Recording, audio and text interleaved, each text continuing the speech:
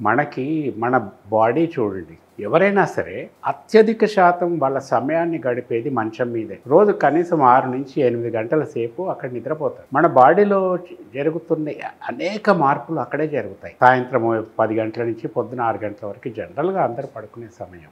అంటే 8 గంటలు every day, 1/3 of the day they are spending in. మన బాడీలో జరిగే అనేక రకాల మార్పులు అక్కడే జరుగుతాయి. మనం ఎంత స్నానాలు చేసినా ఏం చేసినా కూడా మన కణాలు ఇవైతే ఉంటాయి, మన బాడీలో ఉండే కణాలు ఇవన్నీ కూడా శిథిలమైపోయి మళ్ళీ కొత్త కణాలు పుట్టుకొస్తూ ఉంటాయి. అయితే ఆ శిథిలమైపోయిన కణాలు ఏమవుతాయి ఈ అత్యధిక శాతం మన బాడీలో డెడ్ సెల్స్ అంటారు. ఈ డెడ్ సెల్స్ అన్నీ కూడా మంచం మీదే ఉంటాయి, పరుపు మీద.